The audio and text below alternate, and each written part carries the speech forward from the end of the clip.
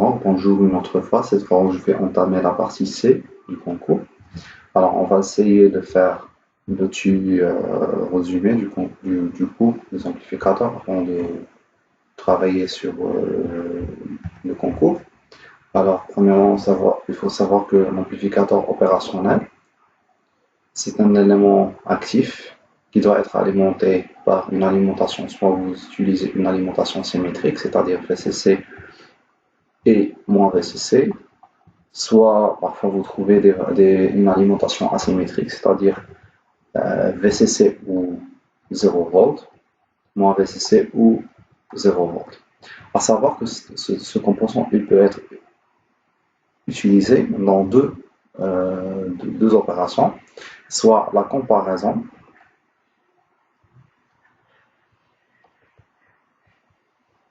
ou bien des fonctions, des opérations arithmétiques,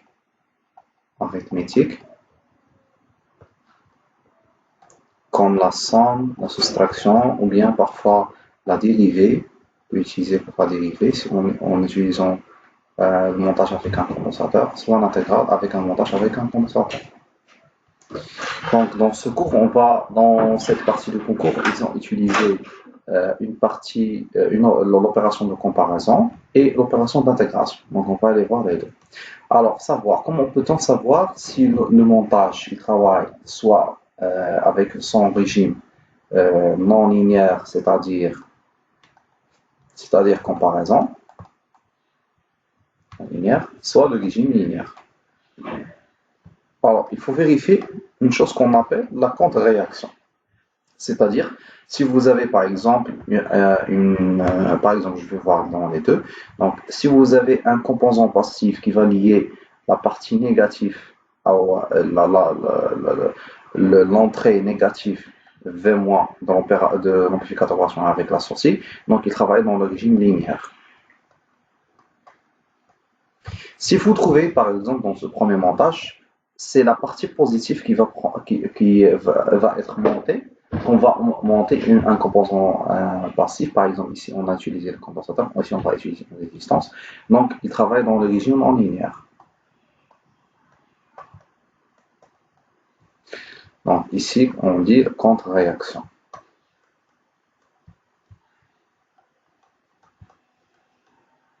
Donc ça c'est une petite remarque, il faut savoir. Donc je vais commencer par la première question C1. Donc la question C1, il vous propose de calculer V plus V- et déduire l'expression de epsilon. Epsilon, c'est la tension entre V plus et V-, en fonction de la tension V, l'entrée V, et VCC, c'est-à-dire l'amplification. Dans ce composant, on l'a alimenté par une alimentation asymétrique, parce que V plus, l'alimentation positive, il a pris VCC, l'alimentation négative, il a pris 0. Donc, tout simplement, je préfère toujours de travailler avec des méthodes, des lois d'électrocénétique qui sont plus simples à utiliser, comme Minman. Donc, essayez toujours. Si vous avez par exemple, une nœud ici, ou bien une nœud ici, essayez de travailler avec Minman, vous ne tombez pas beaucoup sur des fautes. Alors, je vais essayer de faire un petit cours sur cette partie du chapitre d'amplification. Je vais la mettre dans la description, Inch'Allah. Donc, je vais commencer par V+, donc V+, en appliquant la loi de Neumann. Alors, on voit qu'on possède dans V+, deux branches. La première branche est ici, qui va être attachée par l'entrée V1. Donc, je vais écrire V1 sur la résistance R1, plus, il faut toujours savoir le sens de la tension. Donc, le sens, il est entrant de V1, donc on va mettre ici un moins. La même chose, il faut vérifier V2 si c'est un sens entrant par rapport à la nœud, donc on va mettre ici un plus. Donc j'écris V2, je divise par R2. Donc les conductances, 1 sur 1 plus 1 sur 2. Donc pour raison de simplification, on va trouver V1 fois V1 fois R2 plus V1, V2 fois R1.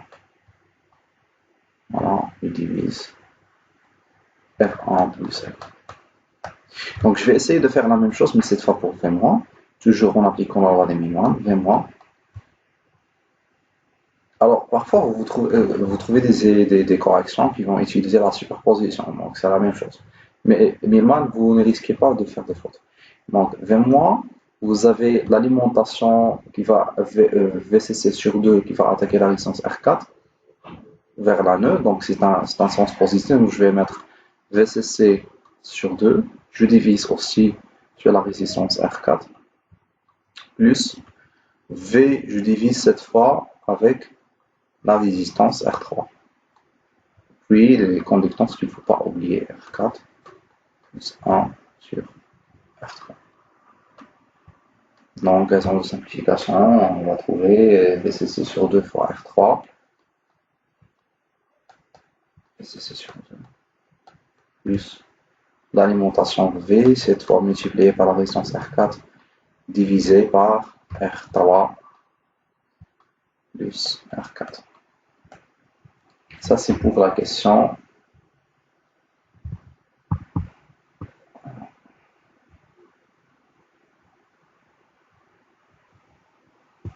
Alors, on va continuer. Maintenant, on va essayer de trouver l'expression epsilon. Epsilon, c'est la soustraction de V plus moins V moins. Donc, si j'écris directement les expressions V1, R2 plus V2 par R1 divisé par R1 plus R2 moins R3 fois VCC sur 2 plus V fois R4 sur R3 plus R4. On peut la simplifier, mais c'est pas grave, vous pouvez la laisser comme ça. Mais la simplification, il sera très importante pour la question C2. Alors C2, il vous propose de trouver lors de comment dirais-je, l'équilibrage, c'est-à-dire lors de epsilon égale à 0, trouver l'expression de V1 en fonction de V. Donc, si on simplifie l'expression, on va trouver que si, et qui implique que V plus moins V moins égale à 0, implique qu'on va laisser juste la partie de V1 dans le premier terme et les autres expressions dans le deuxième terme. Donc je vais écrire directement l'expression pour ne pas perdre du temps. On va trouver que c'est 1 plus R2 divisé par, R1 divisé par R2 en multiplié par VCC sur 2, le tout divisé par 1 plus R4 sur R3, plus une expression de 1 sur R1 sur R2, toujours divisé par 1 plus R4 sur R3. C'est normal de trouver un même terme pour les VCC et V, c'est pas quelque chose de bizarre. R1 sur R2, on multiplie par V2. Très bien. Maintenant, dans la question suivante, il vous demande de trouver l'or. Maintenant, on va essayer de trouver les seuils.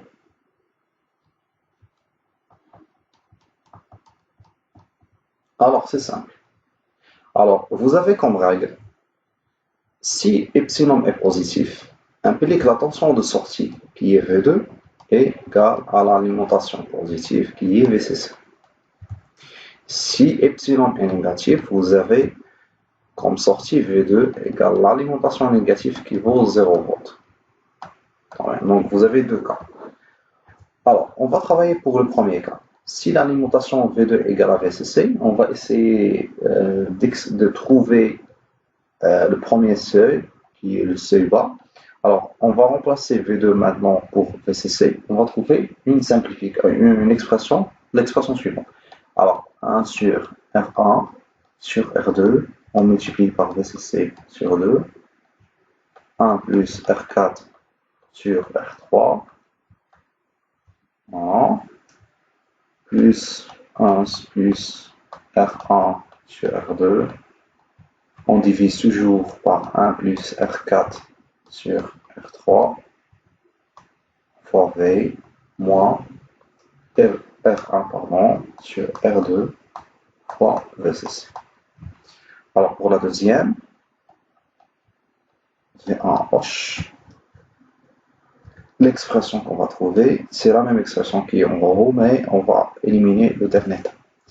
Donc c'est 1 plus R1 sur R2 sur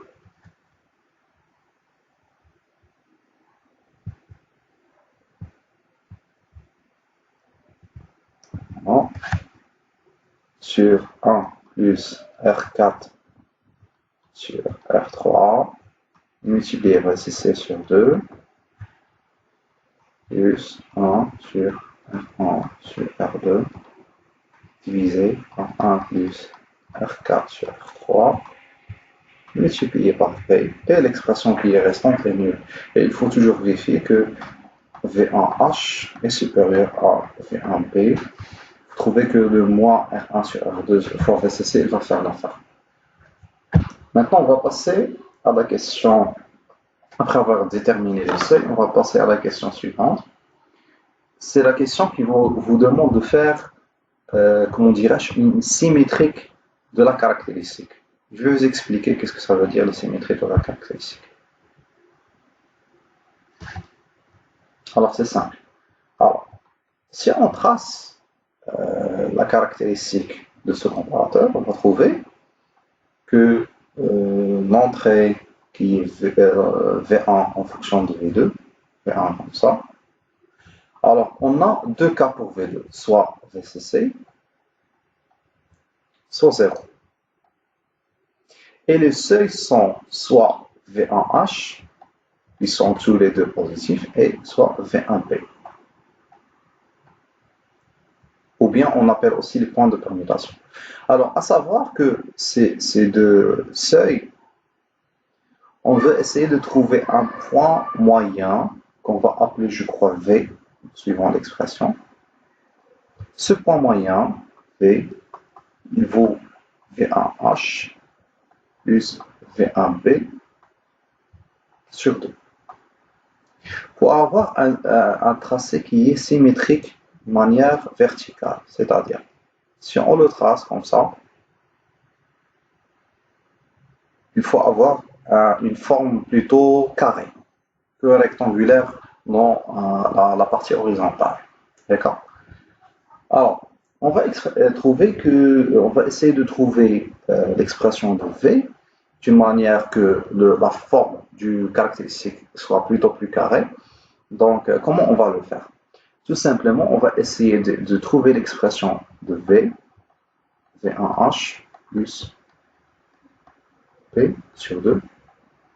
Alors, si on fait la somme, on va trouver une partie qui est commune, qui se répète, 1 sur 1 sur 2,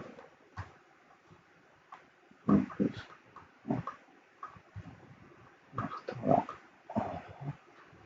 fois VCC sur 2, plus 1 plus R1 sur R2 sur 1 plus R4 sur R3 en multiplié par fois V.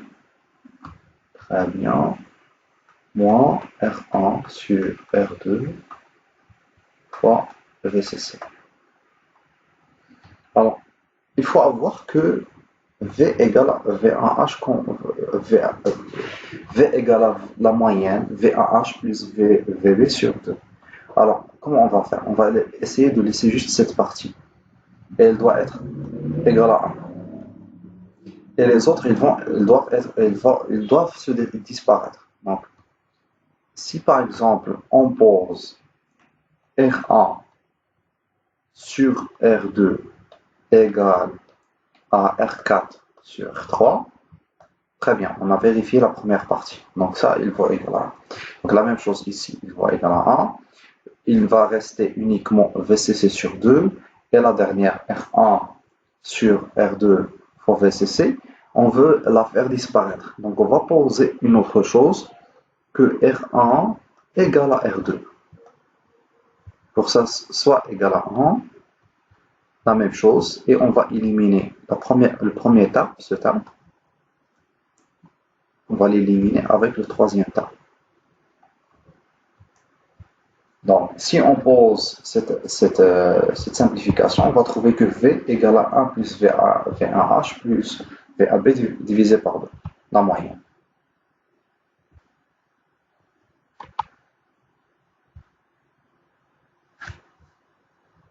Donc, c'est la simplification à réaliser. Et si on trace maintenant la caractéristique, qu'il va avoir une allure plutôt carrée, la moyenne c'est fait, V1H et V1 P. On va effacer.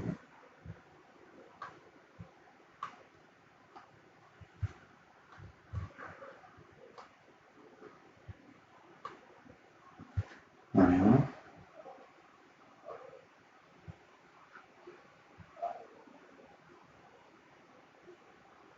Comme ça.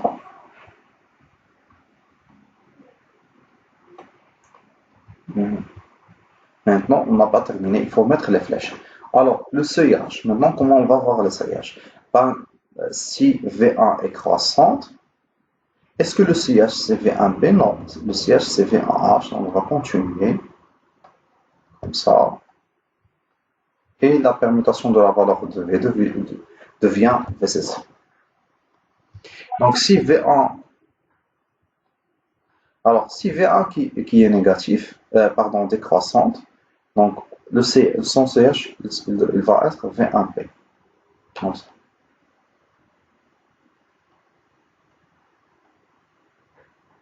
N'oubliez pas de mettre s'il vous plaît les flèches. Donc, ça c'était la question de C.4.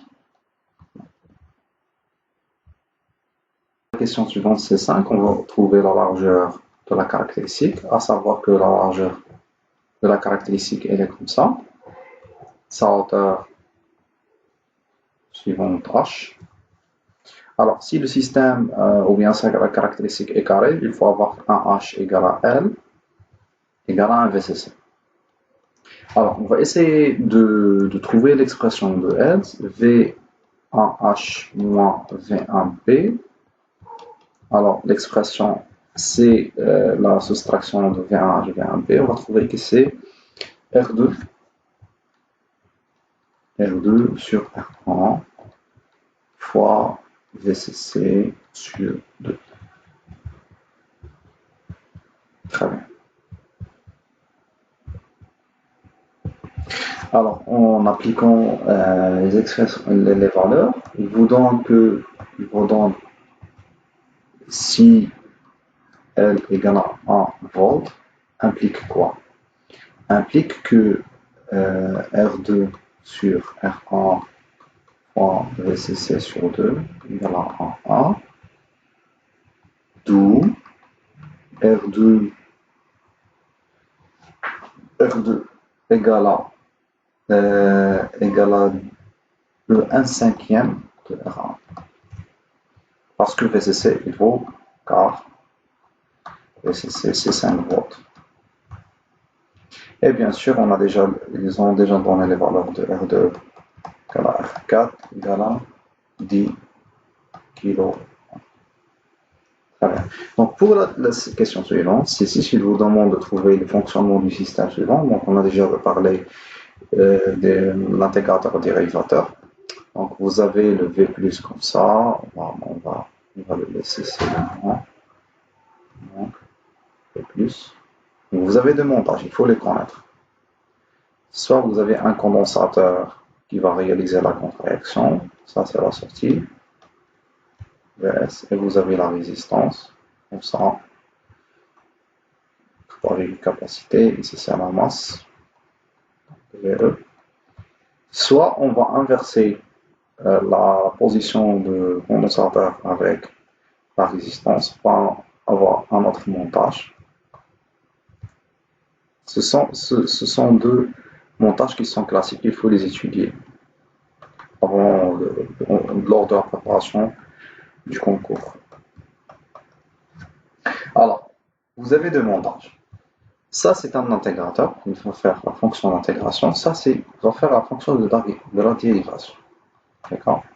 Ok, VE fois un coefficient VS VE de T avec un coefficient d'intégration, ça c'est un coefficient de dérivation, égale à Vs. Il faut le savoir. Pour C7, la question. Alors, pour la question 7, C7, il faut bien comprendre l'énoncé. Alors, il vous donne l'état initial. Ils ont déjà écrit bon, A, T égale à 0 secondes. Premièrement, le condensateur, il est initialement chargé, déchargé, pardon. Déchargé, ça veut dire que la tension U de T égale à 0 volts implique que le condensateur, il se comporte comme un circuit fermé. Très bien. Ça veut dire que la tension V1, c'est la tension V-. Et on a la valeur de V2 et V2 égale à plus VCC. Puisque V2 égale à plus VCC, vous avez comme information, si vous voyez bien la caractéristique elle est comme ça.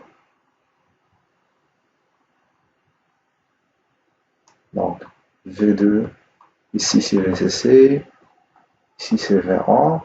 Donc puisque V2, ici c'est V1B, point milieu V, V1H.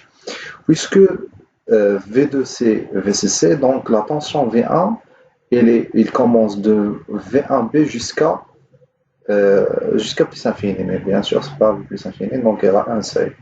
Donc je vais écrire V1, elle est supérieure ou égale à V1B. Ça c'est très important ces informations. Très bien.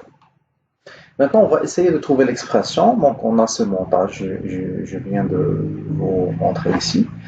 Alors, on va dire que epsilon, je vais tracer epsilon.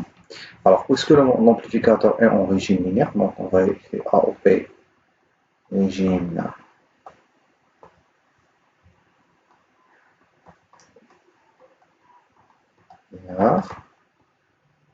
Très bien. Donc, epsilon égale à 0, V plus égale à V moins.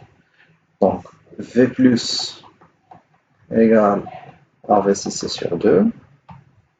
Très bien. V moins, c'est dans ce potentiel-là. Donc, V moins égale à V plus égale à VCC sur 2.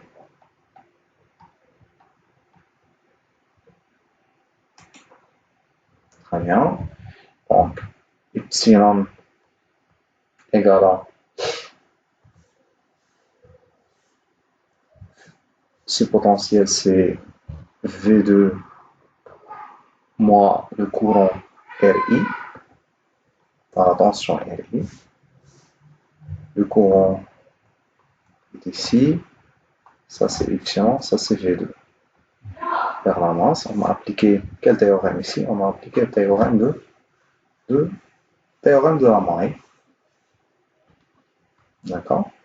Donc, on va moins VCC sur 2. Ça, c'est V moins plus. Très bien. Donc, qui vaut égal à 0. On va laisser les éléments de V2, on va essayer de trouver l'expression du courant. Donc, c'est très simple de faire ça. On va laisser uniquement R fois I égale à VCC sur 2 moins V2. Le courant égale donc 1 sur R VCC sur 2 moins V2. On va essayer de trouver aussi l'expression du courant, mais cette fois en fonction du condensateur, de la tension du condensateur. Donc on a U de T égale à la capacité C fois le courant. Donc on va sur le courant, donc elle vaut à moins C. Ici. Donc on va essayer de trouver l'expression du courant, mais cette fois au niveau du condensateur. Donc on a le courant. Pourquoi j'ai mis ici un mois? Pardon. Pourquoi on va mettre ici un mois? Tout simplement parce que le sens du courant et le sens de tension, il est le même. Donc le courant est dans ce sens et la tension aussi dans le même sens. Donc il faut mettre un moins. Donc on va remplacer ici dans l'écriture. Donc on va mettre que 1 sur R égale à fois VCC sur 2 moins V2 égale à moins C dérivé de la tension sur dt. La tension appliquée au bord du condensateur, il faut savoir que la tension, donc je vais la reprendre, cette tension U, c'est la même que tension V1. Donc ici vous avez encore C dérivé de V1 sur. Donc on va essayer de trouver uniquement l'expression de la tension. On va écrire que dérivée de V1 sur dt égale moins 1 sur RC VCC sur 2 en V, moins V2.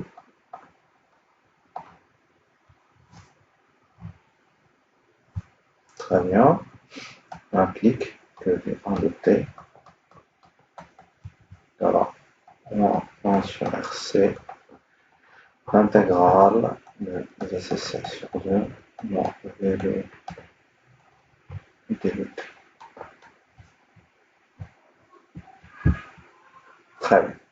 Donc, on a déjà parlé de V2 qui est chargé par VCC, implique V1 de T égale moins 1 sur RC, moins VCC avec plus VCC, donc ça va devenir 1 plus VCC fois T plus une constante. Alors, on va essayer de trouver les constantes. La constante, puisque on va la trouver par suivant la caractéristique. Donc, on a déjà mentionné que V1 est supérieur ou égal à V1P. Donc, c'est pour cela qu'on va dire, puisque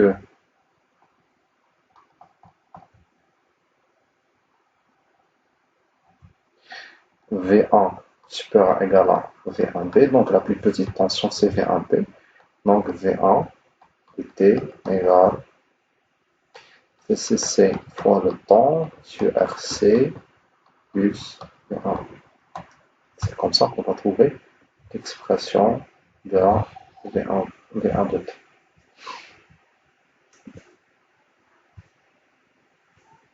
Je crois qu'on a oublié quelque chose. On a oublié le sur 2. Non, on ne peut pas. Voilà, comme ça. Fois 2. Fois 2. Très bien. Donc, c'est l'expression de V1 de T. J'espère que c'était clair. On a déjà l'expression de V1 de T, l'expression générale avec l'intégrale, égale à moins 1 sur RC, intégrale de VCC sur 2 moins V2 d de T.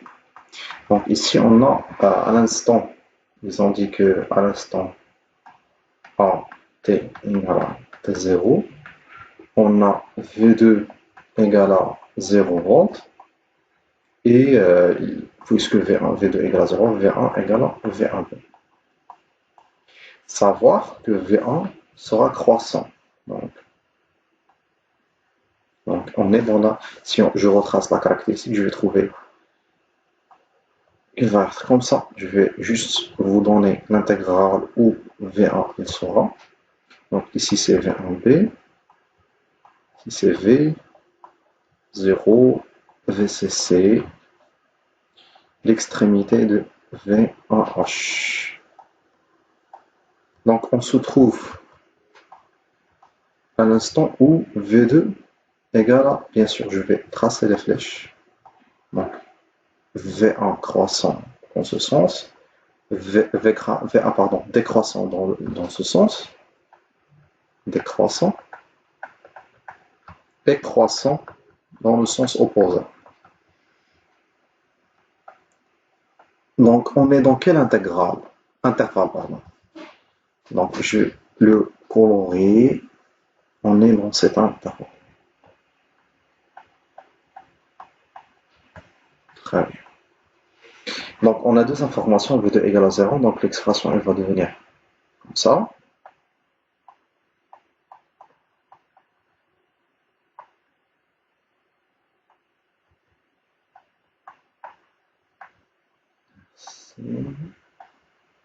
Fois, donc intégrale de VCC dt. Donc on parle ici de l'instant croissant de t jusqu'à t0. Donc l'expression elle va devenir bien sûr la plus petite valeur est V1b. On fait l'intégration. C'est VCC T0 moins T. Donc je peux simplifier l'expression. 1 de RC VCC T moins T0. Donc si on veut la tracer, c'est une droite qui est croissante. Voilà. Très bien. Il faut noter cette expression. Maintenant, on va passer à la question suivante. Alors, la question suivante, c'est une question un petit peu composée. Alors, dans cette partie, je vais faire un petit résumé juste pour bien vous expliquer la situation. Donc, ils ont ajouté un autre instant. Donc, on est à T0, on a V2 égale à 0 volts. Alors, à T1, savoir que T1 supérieur à T0, V2 il va devenir égal à VCC. Donc, V1, c'est donc la plus petite valeur, c'est V1P. Donc ici, l'inverse, V2, la plus grande valeur, c'est V1H. Voilà. À savoir que ici, V1 sera croissant, et bien sûr, ici, V1, toujours V1, sera décroissant. Donc on va essayer de trouver l'expression de V2 de V1 dans cet instant. Donc on a la première équation, V1 de T, 1 sur 2 RC VCC entre T moins T0. Donc on va essayer de trouver l'expression de V1. Alors c'est facile. Qu'est-ce qu'on va faire? Qu'est-ce qu'on va faire? On va remplacer V2 cette fois par VCC. Donc l'expression de V1 T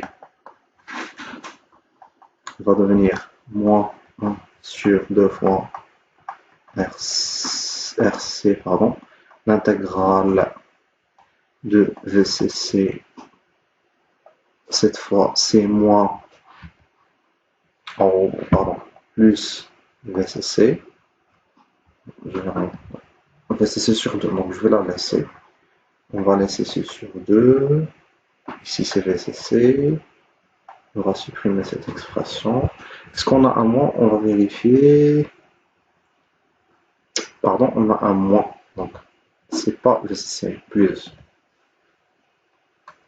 VCC, mais c'est un moins. Très bien. D2T. Maintenant, on va voir l'instant. Donc, on a l'instant entre T et moins T0. Maintenant, on a l'instant entre T1, un instant T1 et croissant T. Donc, tout, bien sûr, la plus petite valeur, elle va être C, cette fois moins VH, ou bien, pardon, moins V1B. Tout calcul fait, on va avoir 1 sur RC, VCC et un T moins T1. Voilà, c'est plus clair maintenant. Donc on a des expressions. Une V1T, elle représente une pente décroissante, et la première une pente croissante et la deuxième une pente décroissante. Maintenant, il faut bien comprendre pourquoi on a cette permutation, tout simplement parce que je viens de le décrire. Donc comment on peut répondre?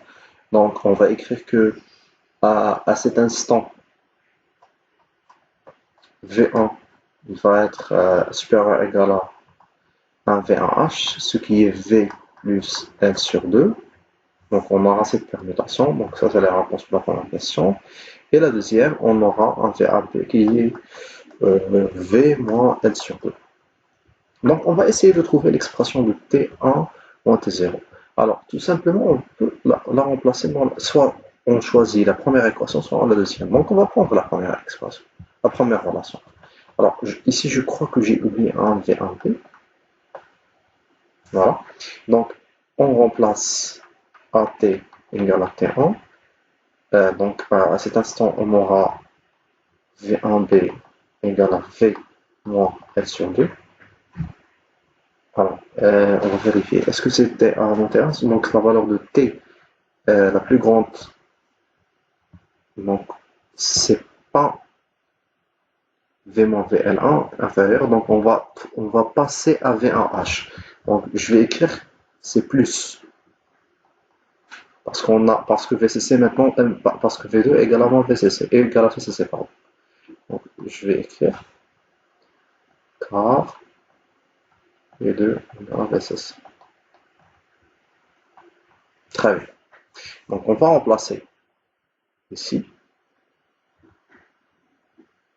Ça c'est V1 T1. On va trouver que V plus R2 est égal à 1 de RC VCC T1 en T0 plus V en L sur 2. Donc tout calcul fait, on va trouver que T1 en T0 intégrale donc 2RC sur un VCC, je crois multiplié par 2. Voilà. Très bien.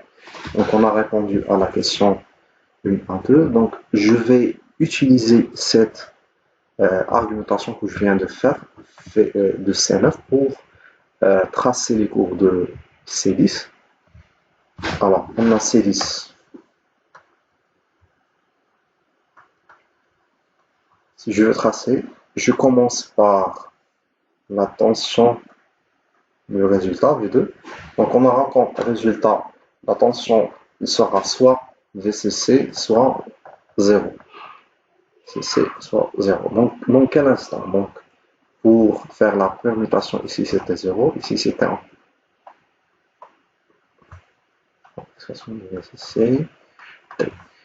Pour maintenant V1, on a deux expressions, une croissante et la deuxième décroissante. Donc à l'instant où T est entre et inférieur ou égal à T0, on a une courbe décroissante, bien sûr entre V1H et un V1P. Donc la courbe est décroissante. Pardon.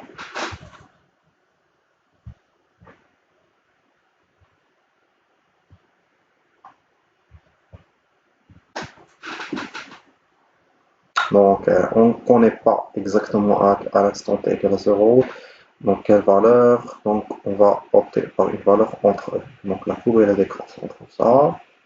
Donc à l'instant t0 à t1, elle est croissante jusqu'à on atteint la valeur de v1h, décroissante.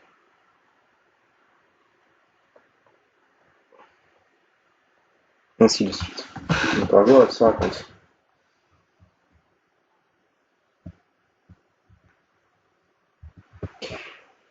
pour la question C11, il vous propose de trouver la valeur moyenne de V1 et de trouver la fréquence.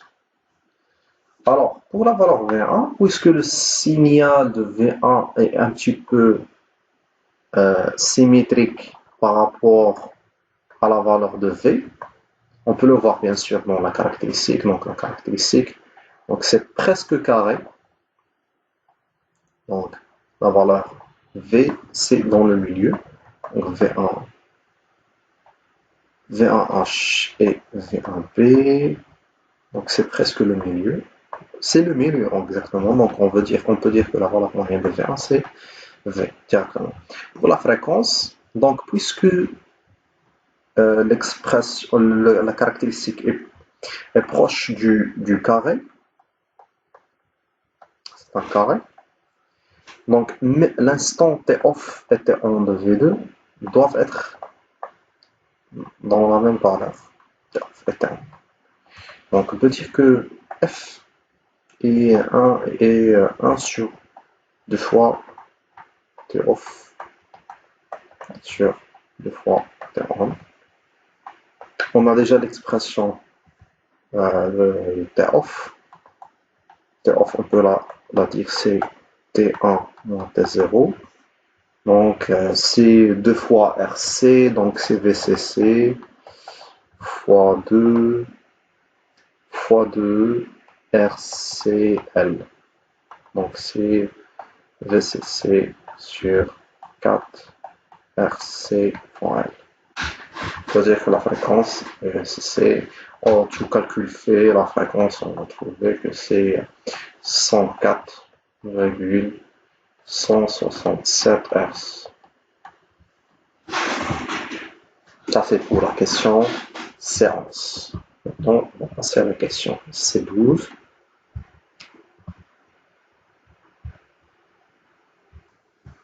Alors, pour la question C12, c'est simple, il faut juste comprendre ce graphe. Donc ici, on a un comparateur qui a comme entrée un signal triangulaire.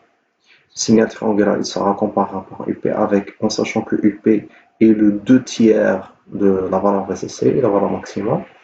Sachez que le signal triangulaire, il va commencer de 0 jusqu'à VCC. Donc, il sera comme ça. Bon, très bien.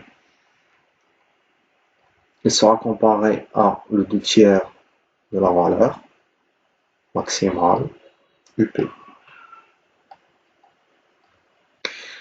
L'intersection de cette comparaison, il va nous aider à tracer la tension de comparaison. Donc, on pose AT égale à T1.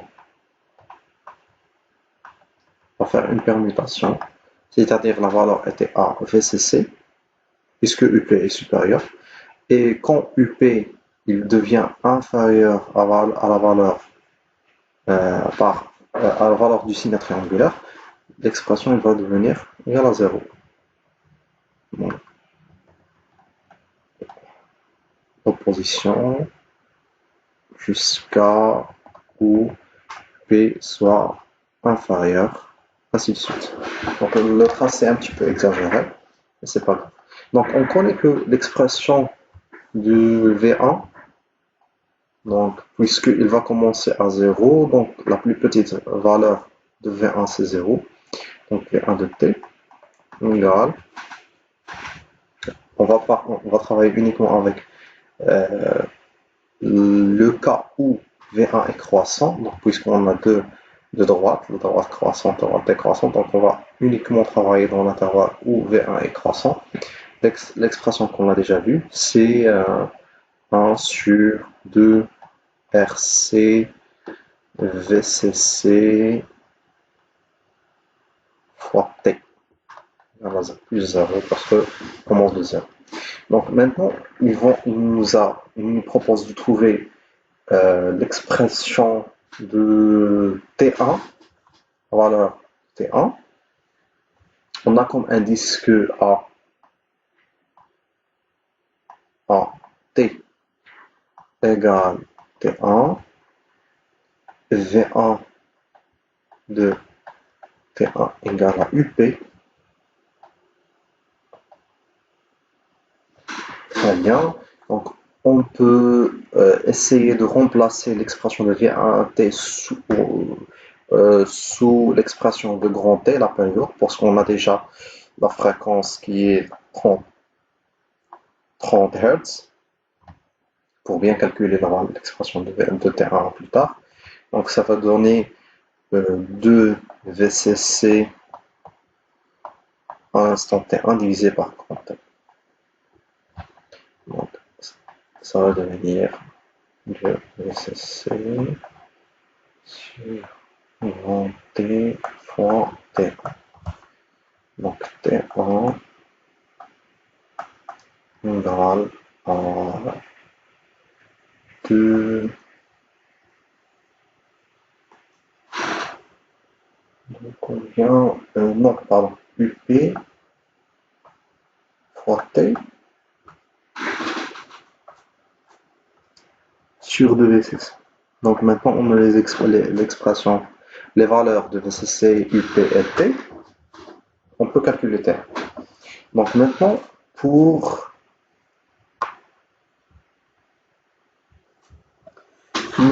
le rapport cyclique. Alors le rapport cyclique, c'est quoi d'abord? Donc on a T1, donc le rapport cyclique, c'est la plus grande, c'est la période sur T1, donc c'est T1 sur la période, pardon. T1 sur la période. Très bien. Donc on a l'expression de T1, donc ça va devenir UP fois T sur le VCC divisé par T, donc c'est UP sur 2 fois le VCC. Donc l'expression de rapport cyclique. Je crois que c'est tout pour la question C. Une petite correction pour la question C12.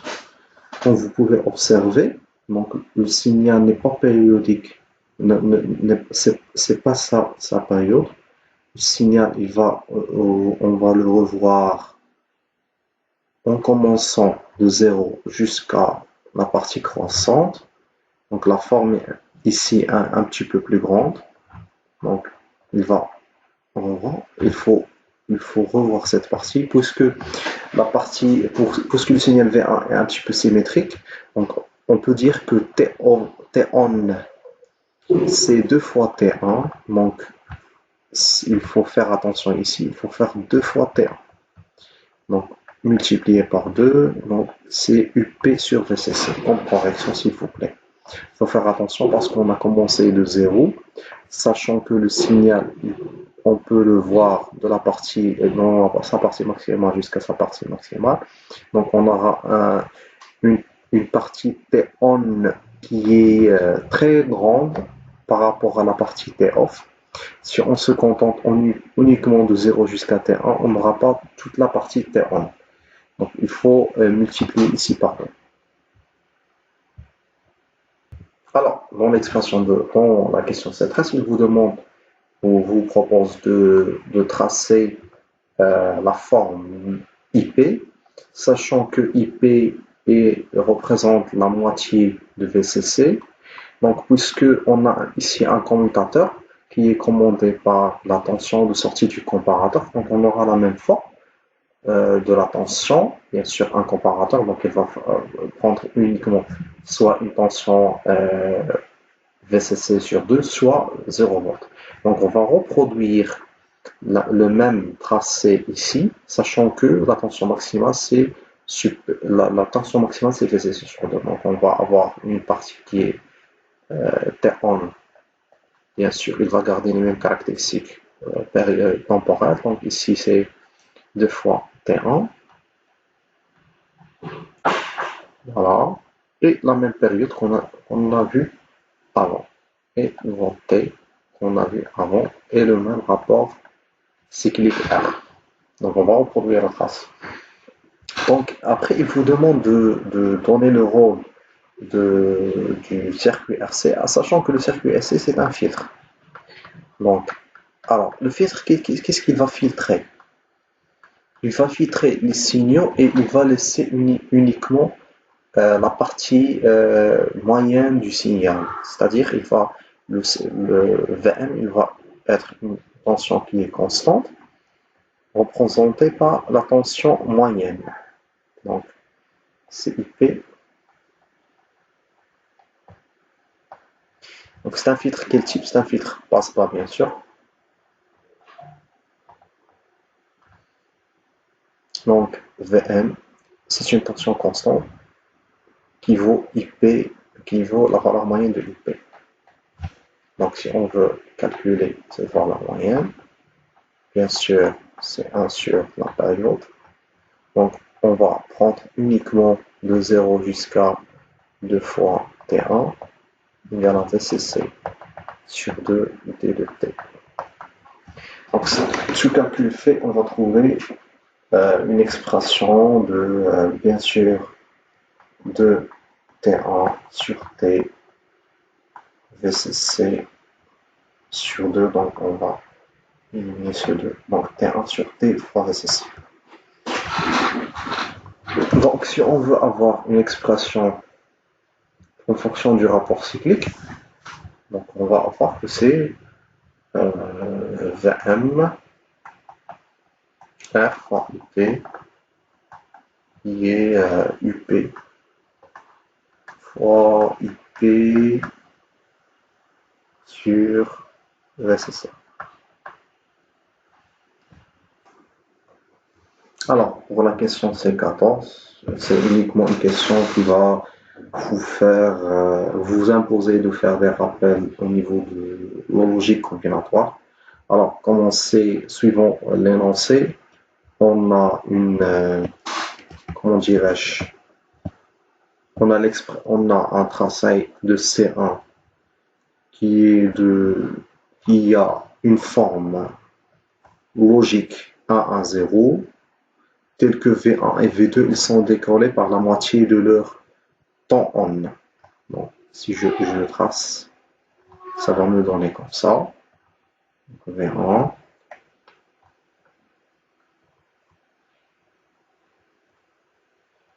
Pardon, le stylo, parfois il colle. Donc, je vais prendre la moitié de T1. Ça, c'est T1. Voilà. Comme ça. Donc, parce que c'est un signal qui est un petit peu symétrique. On va avoir cette allure. Très bien. Donc, comment peut-on savoir la valeur de V0? Il faut savoir si V1 égale à V2 implique V0 égale à 0 et si V1 est différent de V2 implique que V0 égale à 1. Donc, c'est une question de cours logique combinatoire. Donc, ils sont différents, ils sont égaux, voilà, différents, égaux. Il va donner un signal semblable au signal qu'on a vu avant. Donc, c'est une méthode pour reproduire le signal déjà vu. Donc, puisque ici on a un filtre, il va laisser uniquement la valeur moyenne. Donc, ils ont nommé VDC. Donc, la valeur moyenne, soit on fait le calcul avec l'intégrale, sinon on fait le calcul avec les surfaces. Donc, on a ici grand T et ici c'est VCC. Donc, VDC avec le calcul des surfaces, on va avoir que VDC égale le rapport cyclique multiplié par l'amplitude maximale qui est VCC. Donc, on connaît déjà le rapport cyclique, c'est 2 fois T1 sur grand T. On a déjà expliqué ça dans les questions précédentes. Donc, je crois que c'est fini. On a terminé avec la partie C. Je vous revois dans une autre vidéo pour la dernière partie T. qui sera consacré pour les hacheurs. Merci pour votre attention.